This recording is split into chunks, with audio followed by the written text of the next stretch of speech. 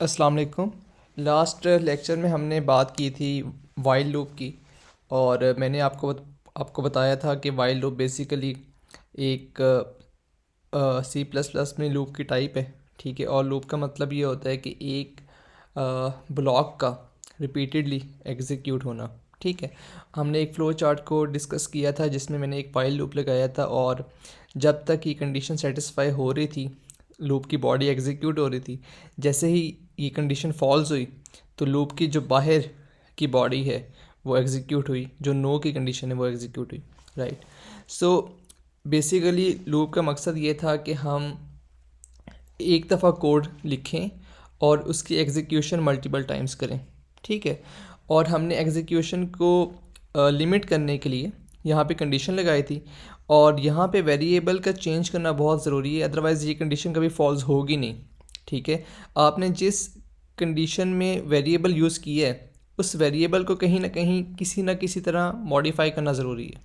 Right. आज के lecture में हम बात करेंगे इसी वाइल लूप को किस तरह हम ट्रांसफॉर्म कर सकते हैं सी प्लस प्लस के एक स्ट्रक्चर में।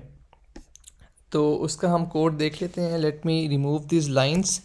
ठीक है, सबसे पहले तो मुझे एक वेरिएबल बनाने की ज़रूरत है। अच्छा, ये जो सम का वेरिएबल है ये अब मैं नहीं बनाऊंगा, उसकी ज़रूरत नहीं है। एक सिंपल एग्जांपल को हम स्टडी करेंगे। आई इज़ इक्वल टू 1, तो एक इंटीजर वेरिएबल है, और फिर वाइल लूप आता है और उसमें एक कंडीशन आती है और फिर लूप की बॉडी। तो मैंने एक वेरिएबल बनाया है। Let me add a while loop here. उसके लिए वाइल का कीवर्ड यूज़ होता है, और फिर condition in round brackets.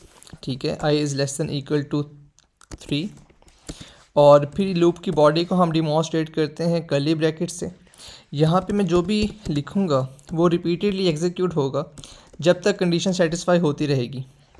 For example hello. ठीक है, and semi colon control S. Late me compile it. Question number 1, और ये फ़ाइल आपको गिवन है, आप खुद भी डाउनलोड कर सकते हैं।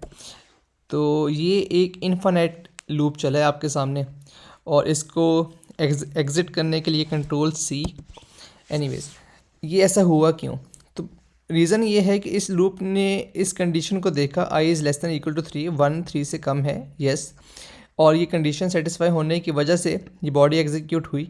लेकिन क्योंकि मैंने आई की वैल्यू को अपडेट नहीं किया, मॉडिफाई नहीं किया, तो सेकेंड टाइम दोबारा कंडीशन सेटिस्फाई हुई, फिर दोबारा, एंड सो ऑन। तो ये हमारा एक इनफाइनाइट लूप था। तो ज़रूरी ये है कि यहाँ पे जिस तरह फ़्लो चार्ट में लिखा हुआ था कि मैं इस वेरिएबल को किसी ना किसी तरीके से मॉडिफाई करूँ। In this example i is plus equal to 1, और अगर मैं वैल्यू ऑफ आई को प्रिंट कर दूँ तो समझने में आसानी हो जाएगी। वैल्यू ऑफ आई इक्वल्स, और मैं करता हूँ इसे यहाँ पे i and l. Let me compile it again. compile, clear the terminal, and execute the exe file. Okay, value of I is equal to 1, 2 and 3। हुआ ये है कि I की वैल्यू इनिशियली 1 थी, और कंडीशन सेटिस्फाई होने पे ये दोनों लाइंस सीक्वेंस में एग्जीक्यूट हुई। ये सी आउट स्टेटमेंट यहाँ पे आई की वैल्यू मॉडिफाई होगी 2 होगी। नेक्स्ट टाइम कंडीशन दोबारा सेटिस्फाई होती है, और ये दो लाइंस जो लूप की बॉडी है दोबारा एग्जीक्यूट होगी, और आई की वैल्यू को अपडेट करेगा 2 के साथ। 2 थी, अब 3 कर देगा। 3 is less than equal to 3, yes. Condition दोबारा सेटिस्फाई होने पे दोबारा बॉडी एग्जीक्यूट होगी।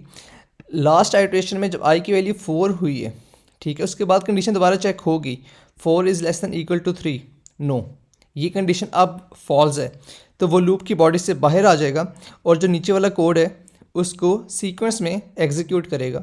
Value of i is equal to 4, क्योंकि 4 पे जाके मेरा लूप यू कैन से कि उसकी एग्जीक्यूशन स्टॉप हुई है। ठीक है, और फिर रिटर्न 0 पे मेरा प्रोग्राम एंड हो गया। सो आई थिंक फ़्लो चार्ट से समझना काफ़ी आसान था। बेसिकली मैंने इसी को ट्रांसफॉर्म किए, बस जो सम का है वेरिएबल मैंने अब यूज़ नहीं किया, ताकि सिंपल तरीके से मैं आपको एक्सप्लेन कर सकूं। और क्वेश्चन नंबर 2 भी एक्सप्लेन कर देता हूँ एक दफ़ा। Let me clear the terminal first, compile it, Q2, and execute. Value of n को वो इनपुट ले रहा है, लेट्स से 7। अब 1 2 3 4 5 6 7। तो हुआ ये है कि बजाय इसके कि मैं ये वैल्यू हार्ड कोड करता 3 के साथ, ठीक है, मैंने वो वैल्यू इनपुट ले ली है, ठीक है, और यहाँ पे मैंने वेरिएबल यूज़ की है। अब मैंने इसे यूज़र फ्रेंडली कर दिया कि अगर मैं 7 की जगह 17 भी इंपुट करता तो 1 से लेकर 17 तक नंबर प्रिंट हो जाते। बाकी जो सारा सिनेरियो है वो सिमिलर है क्वेश्चन नंबर 1 के। और ये जो स्टेटमेंट है सी आउट की, ये तब एग्जीक्यूट होगी जब हमारा लूप अपनी आइट्रेशंस कंप्लीट कर लेगा। Make sense? आप ये दोनों फाइल्स डाउनलोड करें, अपने पास चला के देखें, और आपको पता चलेगा कि हमारे लिए काफ़ी चीज़ें सिंपल हो जाती हैं जब हम लूप यूज़ करते हैं, ठीक है। लास्ट में मैंने आपको एक्सप्लेन किया था एक स्लाइड में कि रिडंडेंसी को रिड्यूस किया जा सकता है, रीडेबिलिटी को और मेंटेनेबिलिटी को बढ़ाया जा सकता है बाय यूजिंग लूप्स। मिसाल के तौर पे अगर मैं कहता हूँ कि यार मैंने तो 7 इनपुट नहीं करना था, ठीक है, for example let me clear the terminal. मैं 7 दफ़ा ये प्रिंट नहीं करना चाहता, मैं 27 दफ़ा प्रिंट करना चाहता हूँ। So I think it's very easy, let me add 27 here. तो ये लूप अब 27 टाइम्स एग्जीक्यूट होगा। तो हमारे पास काफ़ी फ्लेक्सिबिलिटी आ जाती है जब हम लूप यूज़ करते हैं। और अगर रिक्वायरमेंट चेंज होती है हमारे किसी प्रोजेक्ट की, so I have to change the termination condition only, ठीक है। मैं इस सिर्फ कंडीशन को चेंज करूँगा और अपनी रिक्वायरमेंट के अकॉर्डिंग लूप को अपनी मर्ज़ी के हिसाब से उसे एग्जीक्यूट कर पाऊँगा, right. So I think it's very simple. Good luck for your exercise, and I will see you in the next lecture. Thank you.